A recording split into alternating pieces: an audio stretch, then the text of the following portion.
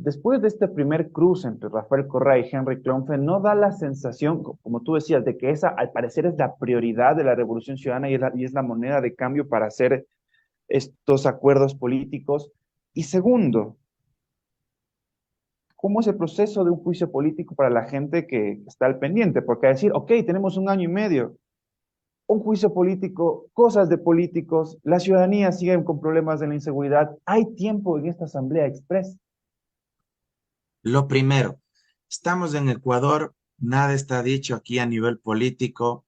Ayer se pudo haber dicho algo, mañana se puede decir otra cosa. Lo que te quiero decir es que solo el día que se instale la nueva Asamblea Nacional, tendremos certezas sobre si hubo o no hubo acuerdo. Yo no quisiera dar por sentado que ya ese acuerdo se cayó por ese cruce de tweets. Tampoco daría por sentado que hay acuerdo definitivamente. También a veces en política, y esto es una hipótesis mía, cuidado se malinterpretan mis palabras, a veces en política también uno puede jugar al tira y afloja.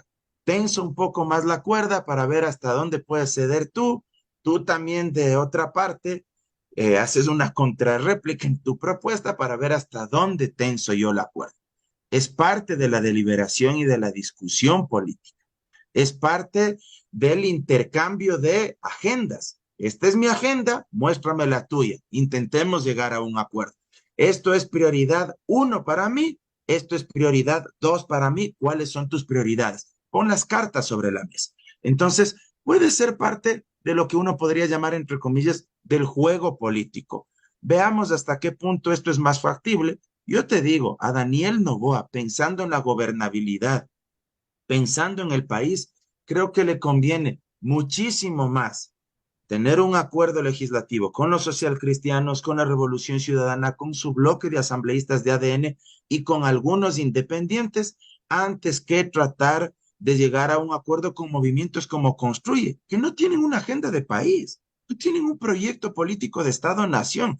¿Cuál es el proyecto de Construye? Destruir al correísmo, destruir a la Revolución Ciudadana. Ese es el proyecto político de Construye y de la ex ministra María Paula Romo. Fíjate las últimas declaraciones que hizo la señora y que publicó en su cuenta de TikTok, que ellos no van a negociar con los verdugos de Fernando Villavicencio. Si Ujú. ella tiene pruebas de que la Revolución Ciudadana tuvo algo que ver en el asesinato de Fernando Villavicencio, ¿por qué no las presenta? ¿Por qué no se hace más famosa de lo que ya es y presenta esas evidencias, esos elementos?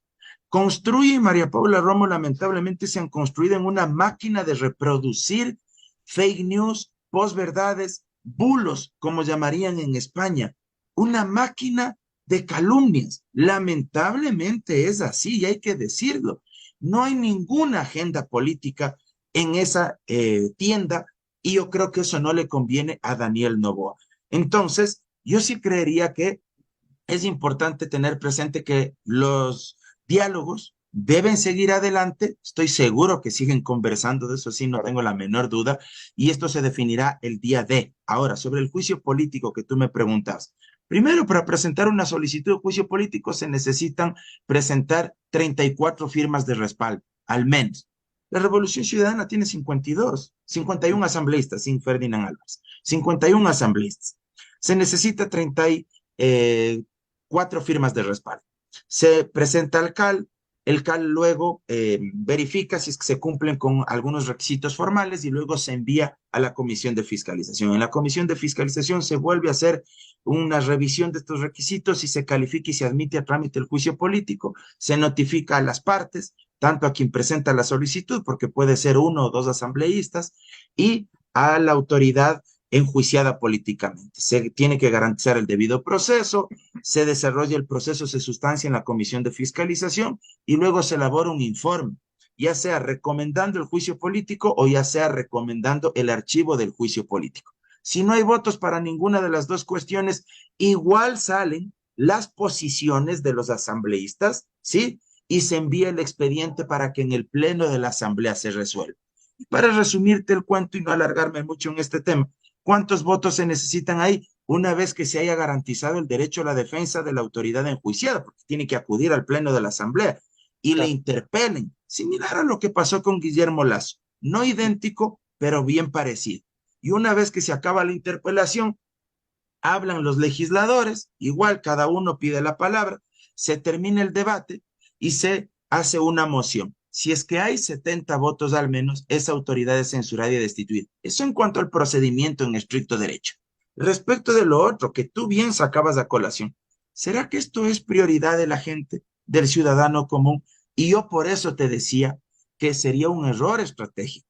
Si es que desde la Revolución Ciudadana se pone como condición ineludible para llegar a cualquier acuerdo el que les apoyen en el juicio político en contra de la fiscal. Más allá de que tienen pleno derecho, en eso también quiero ser enfático y creo que razones les sobran para enjuiciarle políticamente a Diana Salazar, pero sería un error condicionar y decir, si no me apoyas en el juicio político, entonces yo no pongo mis 51 votos para otros temas que son más importantes o más urgentes para la gente. Y creo que a eso es a lo que hay que apuntar. Creo que eso es lo que hay que responder a la ciudadanía, porque la fiscalización es vista por el ciudadano común como peleas, como reyertas, como enfrentamientos cuando hay temas que necesitan ser resueltos más urgentemente.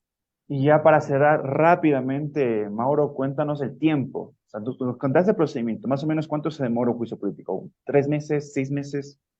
Juicio político podría durar mes y medio, de mes Ok. y medio a 2 meses, ponle máximo.